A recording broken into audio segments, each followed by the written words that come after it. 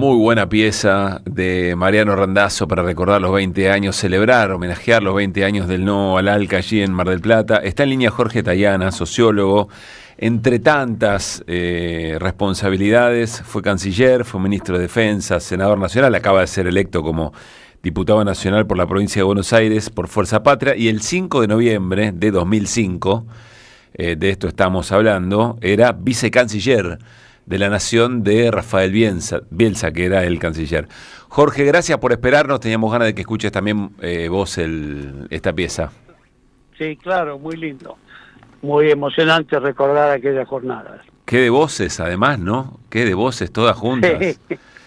Fue una jornada, yo tuve la suerte además de que Néstor me designara el coordinador general del ALCA por la Argentina, así que me tocó encabezar la negociación durante como 2 años, desde casi que comenzó el gobierno de Néstor hasta la realización de la cumbre, así que fue un proceso bien largo y complejo, porque había que llevar a los países y sobre todo había que armar la oposición al ALCA, ¿no? Que no éramos muchos, finalmente fuimos los 4 del Mercosur más Venezuela, ¿no? Claro, había que organizar el evento, que de por sí ya era gran responsabilidad, y había que organizar, lo voy a decir de una manera muy coloquial, pero había que organizar la escena para que efectivamente el mundo vea que aquí en el sur del sur se le decía que no al ALCA. Claro, bueno, eso fue una de las razones de la elección por parte de Néstor del lugar, dónde hacerlo, dónde se hace una conferencia de tantos jefes de Estado que implica tantas medidas de seguridad en un lugar como la Argentina. En general se hacían en Bariloche, en el Yao Yao. Claro. Porque el Yao Yao lo que permite es un escenario muy lindo, pero un gran aislamiento que desde el punto de vista de seguridad es muy efectivo, pero desde el punto de vista de la expresión de la gente, de la manifestación, de la voluntad popular, digamos, no tiene ninguna trascendencia. Sí, se necesitaba un lugar donde pudiera haber una movilización muy importante. Claro, donde pudiera llegar gente de otro lado, de Buenos Aires, de Córdoba, de Gran Buenos Aires, y donde hubiera posibilidad de manifestarse y un gran estadio. Y por eso él eligió Mar del Plata, que suponía desde el punto de vista de la seguridad una situación más compleja para resolver y garantizarla, pero al mismo tiempo permitía que además de la cumbre, de la reunión de los presidentes y primeros ministros, hubiera también una gran movilización popular que expresara también una serie de sectores sociales y movimientos que repudiaban la posibilidad del Tratado de Libre Comercio y no querían saber nada de eso, ¿no? Néstor Restivo está aquí, Jorge, también para preguntarte. ¿Qué tal, Néstor? ¿Cómo estás? ¿Cómo estás, Jorge? La pregunta tiene que ver con cómo se cocinó ese acuerdo, no solo entre los gobiernos populares que citaste, sino también con un conjunto. Ayer hablábamos, ¿no? Fue una construcción colectiva de todo el continente, incluyendo hasta las centrales obreras de Estados Unidos, de Canadá. Digo, ¿cómo se cocinó ese acuerdo con organizaciones sociales, sindicales y articulada, por supuesto, con los gobiernos del Mercosur para llegar a ese buen puerto? ¿Qué recordás de alguna anécdota o alguna...? Bueno, hubo varias cosas. Primero, porque a partir del 1999, que se produce la cumbre ministerial de Seattle de la Organización Mundial de Comercio, se mostró que había una reacción masiva, popular, en contra de la globalización y de los tratados de libre comercio fuerte. Esa fue una cumbre de ministros que en Seattle no se pudo realizar porque un conjunto de movimientos se juntaron y pusieron 50.000 personas sorpresivamente en la calle, que venían de buena parte de Estados Unidos y de Europa, y imposibilitaron la reunión. Fue el primer triunfo de los movilizados frente al establishment de los ministros que querían los acuerdos. Y además tuvo la particularidad de que se organizó vía internet, o sea, la nueva tecnología comenzaba a ser apropiada por las fuerzas sociales populares y se utilizó para producir ese gran movimiento.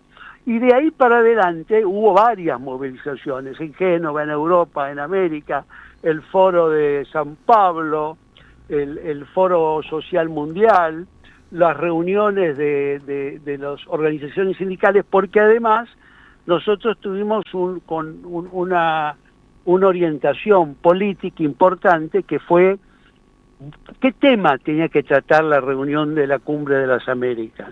¿Cuál era el tema elegido? Ya se habían tratado muchos temas en los años 90 en varias cumbres. El único tema que no se había tratado en todos los 90 era el tema del trabajo.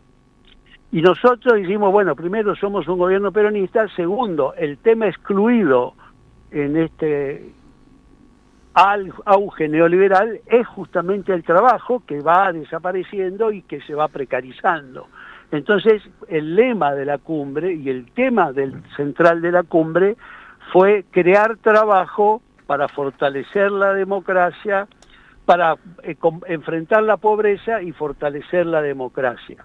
Y eso permitió introducirse en todo el mundo de las organizaciones sindicales que estaban viviendo todavía la época del auge del neoliberalismo, o sea que estaban un poco desarmadas, y meterlas dentro de este tema, lo que fue muy, muy positivo. Y en eso jugó un rol importante Carlos Tomada, que era el ministro de Trabajo. Ya logramos con él y con todas las organizaciones de la región y del mundo armar un foro que tuviera una representatividad no solo marginal de los globalofóbicos, sino también de las organizaciones gremiales y de sus asociaciones. Entonces, eso le dio una fuerza y una capacidad movilizadora grande. Jorge, una última pregunta de mi parte, quizá más incómoda o en todo caso para la reflexión. Está claro que en ese momento fue un punto culminante de una lucha continental contra un pacto colonial, ¿no? Ahora, la pregunta es ¿qué pasó después? ¿Por qué no se pudo consolidar un proceso de integración? No, pero dos o tres cositas. Un proceso de integración que uno lo puede leer desde el gasoducto regional que no se hizo, hasta UNASUR, o hasta que gobiernos parecidos, aliados, Kirchner y Lula, no pudieran negociar juntos el tema, por ejemplo, de la soja con China. Es decir, ¿qué faltó para que el post no ALCA pudiera ramificar un poco más positivamente y durable sobre todo, ¿no? Faltó una visión más de largo plazo y de una construcción que fuera no solo política y de coincidencia de los liderazgos, sino que pudiera emprender cosas más estructurales, ¿no? Y eso se dio en los dos planos.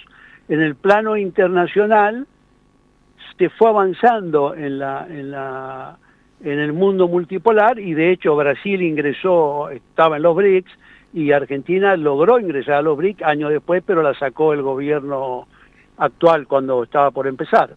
O sea que desde el punto de vista de las opciones del mundo, de tener una especie de no lineamiento activo, que es como hemos llamado varios a esta posición que hay que tener en esta etapa de la globalización, eso se avanzó, pero lo que no se avanzó nada y se retrocedió de hecho fue en la integración regional, que era el otro polo. Es decir, el no al ALCA significaba sí a todas las opciones y no quedar subordinados solo a Estados Unidos, pero al mismo tiempo suponía una fuerte integración regional.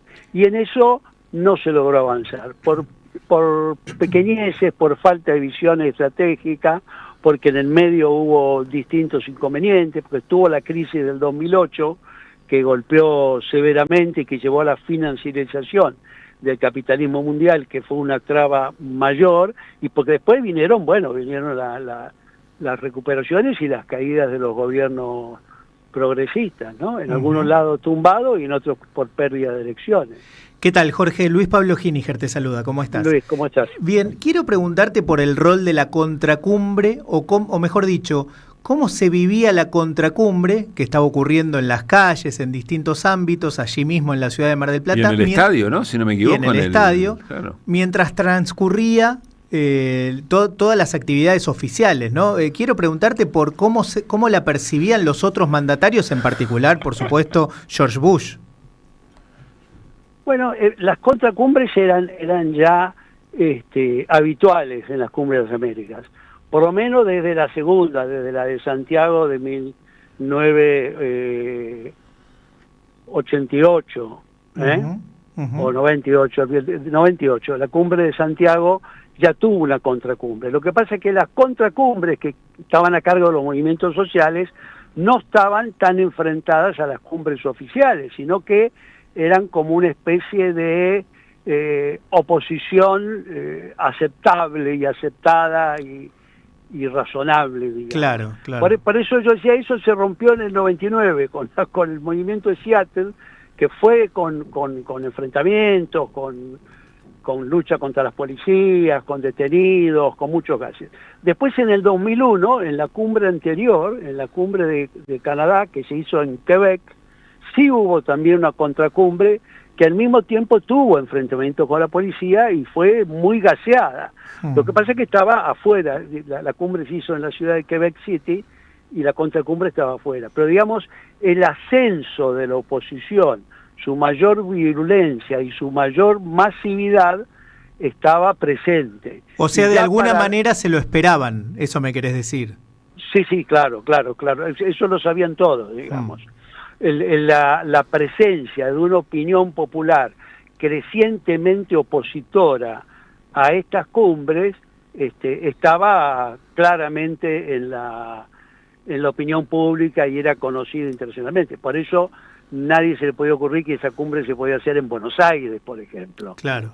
Porque eso no se podía garantizar el movimiento de los jefes de Estado, iba a ser eso se pudo hacer acá en el G20 años después y en otra situación política. En ese momento hubiera sido muy difícil hacer una cumbre en una gran ciudad como Buenos Aires porque hubiera quedado paralizada por las movilizaciones y nadie hubiera podido moverse. Claro. Lo que es cierto es que en la medida que crecían la oposición y la presencia social de esas oposiciones y la representación social y la existencia de diferentes países y grupos, estaba más claro que la reacción contra el neoliberalismo iba creciendo y ya en el 2005 la reacción contra el neoliberalismo era fuerte. Ya no solo había sucedido Seattle, sino que había fracasado otra cumbre ministerial de la OMC, la Organización Mundial de Comercio, en Cancún en el 2003. Es decir, el mundo estaba en crisis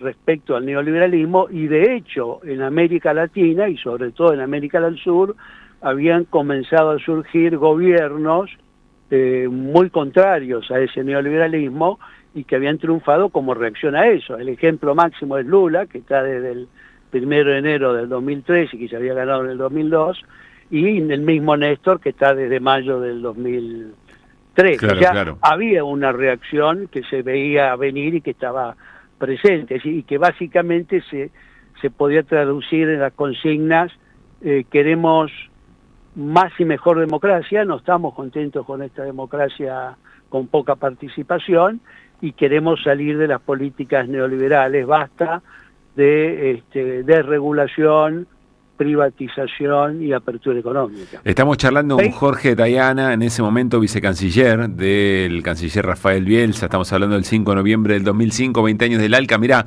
Jorge, estamos repasando algunas imágenes y se lo ve a Néstor hablando y atrás estaba Alberto Fernández, Aníbal Fernández, Ginés González García, Carlos Zanini por allí, Carlos Tomada allí de fondo, bueno, en toda la escena, mientras Bulla escuchaba con atención. Quiero contarte algo que no debe ser casualidad. Ayer le hicimos una entrevista muy extensa para nuestro canal de stream Floreal, que va a salir mañana jueves, se va a conocer a las 7 de la tarde, a Carlos Tomada. Y le preguntamos a Carlos, y Carlos nos referenció la consigna, lo que significaba esa consigna respecto de crear trabajo para derrotar la pobreza y fortalecer la democracia. Nos habló además, que yo lo quiero buscar, quiero encontrar eso, un discurso en Vancouver, si no me equivoco, de Cristina Fernández de Kirchner frente a todas las organizaciones sindicales del mundo, que dice que fue una cosa impresionante. Carlos Tomada estaba allí y dice que había dirigentes que le decían, les dije que esta era una mujer, una dirigente política que iba a conmover a las masas trabajadoras. Y nos contó algo, Carlos, que a ver si nos podés, si vos lo podés ratificar. Lo cuento porque lo contó al aire, se va a conocer mañana. Dice Carlos que en un momento Néstor Kirchner necesitaba que Bush se vaya, que se aburra y que se vaya para poder cerrar la cumbre y que la cumbre no llegue a, no se cierre el ALCA. Entonces que le dice a Chávez... Que no llegue a tratar el tema del ALCA. Que no se llegue, claro. Y que le dice a Chávez, comandante, tiene que hacer lo suyo, vaya y hable. Y que Chávez empezó a dar un discurso de esos que daba de horas y horas y que en un momento Bush se arremangó y se fue, digamos, ¿no? Pero ¿cuál es tu mirada o tu versión de eso? Sí, yo estaba ahí. Yo estaba en el lugar que dijo Néstor, le dijo, déjalo hablar. Déjalo hablar. Sí. Lo más interesante es una cosa que no ha trascendido, pero que sin embargo está en los registros, y que en ese momento pasó desapercibido. Y es que la última intervención de Bush, cuando ya estaba molesto, dice, él estaba con Condoleezza al lado, ¿no? Sí, Condoleezza Rice. Dice, bueno, al final no sé por qué tanto problema con esto del Acuerdo de Libre Comercio de las Américas. No es un tema tan complicado. De lo único que se trata de ver cómo paramos a China. Mira vos. Igual que ahora. 2005. Mira vos. Pero está en las grabaciones, 2005. Lo que pasa es que en ese momento aparecía como una cosa muy lejana y no creo que no salió ningún titular. Ajá. Pero sí había una cosa ya estratégica, no de la manera que adquirió, sobre todo a partir de Obama, que es el que empieza a incluir dentro de las amenazas a la seguridad nacional el desarrollo de China, sí, en el 2013 más o menos, pero ya en el caso de Bush esto estaba presente. Del lado nuestro estaba presente de una manera distinta, estaba presente como uno de los países emergentes que iban a formar ese multipolarismo, y eso sí lo veíamos claro, y en eso tuvimos razón. Lo que no logramos es nosotros consolidarnos con ese grupo, y además no consolidarnos regionalmente, ¿no? Claro. No, pero me causaba gracia porque además de toda la política, de la geopolítica, de ese nivel, digamos, de ajedrez internacional, también está la picardía, ¿no? De tratar... ¿Por qué era necesario que se fuera Bush? ¿Cómo era la historia? No, bueno, porque había tiempos, y ya los tiempos estaban pasando, sí, y no había acuerdo. Ya la noche anterior había sido un alargue que duró hasta las 12 de la noche. La noche anterior nos tocaba al coordinador y a los ministros estar discutiendo el texto final, sí, que teníamos que presentar a los presidentes, y teníamos acuerdo en todo, en la declaración y en el plan de acción, menos en el punto que hablaba de si queríamos o no queríamos apurar un acuerdo de libre comercio, sí, si los países estaban preparados. Y ahí la conversación la llevamos exactamente hasta las 12 de la noche, porque a las 12 de la noche se acababa el tiempo extra que podían trabajar los intérpretes, y entonces no se podía seguir ninguna reunión. Entonces eso había empezado a las 9 de la mañana y duró hasta las 12 de la noche, hasta que todo el mundo se tuvo que ir a dormir. Yo me fui antes, porque me perseguía el delegado americano, para que pusiéramos un fin y que buscáramos una fórmula. Claro, el hecho era que lo que quedó fueron dos fórmulas, que es lo original de ese documento. El documento dice, en el párrafo, no me acuerdo cuál, algunos países consideran que es oportuno avanzar y finalizar las negociaciones para un acuerdo de libre comercio en las Américas, mientras que otros países consideran que todavía no es oportuno avanzar en ese punto. O sea, quedó en papel la diferencia expresa. Lo que nosotros logramos es que no se pusieran los números de los países que estaban de cada lado, porque claramente nosotros éramos menos, pero teníamos la ventaja de ser el dueño de casa y por lo tanto el que conduce el documento y la negociación. Manejar los tiempos. O sea, se tenía que terminar la reunión antes de tener que firmar eso o eventualmente votar porque se perdía la cosa. No se votaba porque era por consenso. Está bien, claro, la cantidad de países. Para eso teníamos que lograrlo hacer. Y al final, quedó así. No se encontró otro asiento y igual salió con eso. Heroico. Jorge, lo último, no puedo dejar de preguntarte un balance después de las elecciones del 26. ¿Qué mirada tenés? Bueno, creo que está claro que la intervención de Estados Unidos modificó el escenario local de una manera favorable al gobierno, y eso se expresó electoralmente, ¿no? Ujú. Y creo que, en contrasentido, esto manifiesta a su vez que la consigna frenar a Milei era una consigna insuficiente, en el sentido que no daba respuesta a lo que se transformó en la preocupación central, dada la caída del gobierno en las semanas anteriores, sobre todo en los últimos 10 días, de que, bueno, ¿qué va a pasar el lunes? Ese lunes aparecía, si no intervenía Estados Unidos, como un lunes oscuro o muy riesgoso para la gente o para la economía. Entonces, creo que la intervención de Estados Unidos produjo un efecto importante en el electorado. O sea, a tu criterio, Jorge, faltó reacción en ese momento de la campaña frente a la construcción de ese posible lunes negro.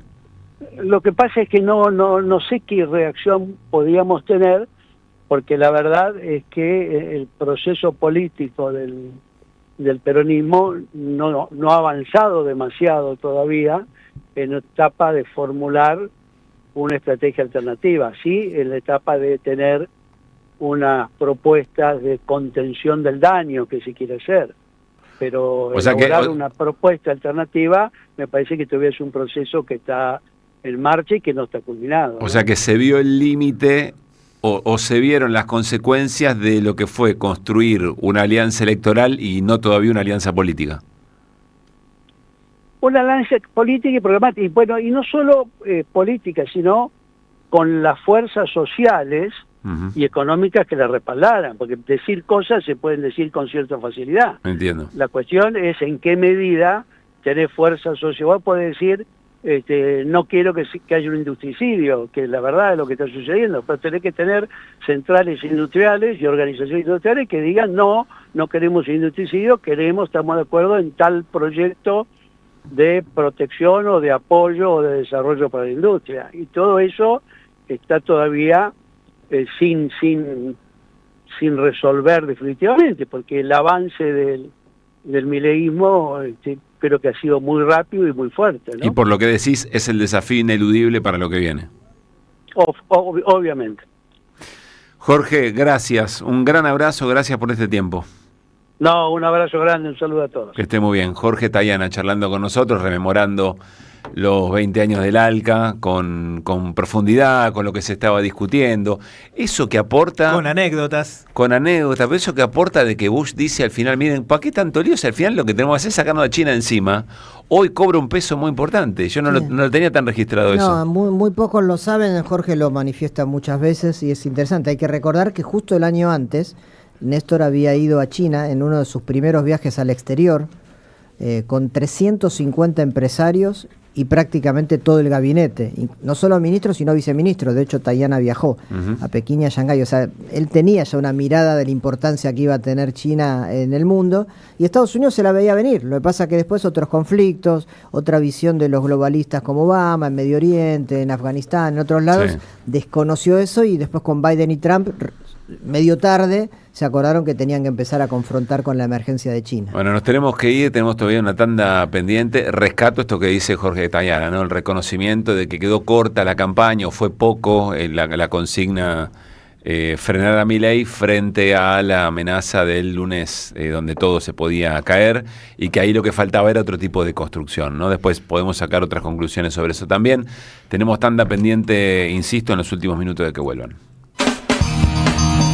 Somos Radio.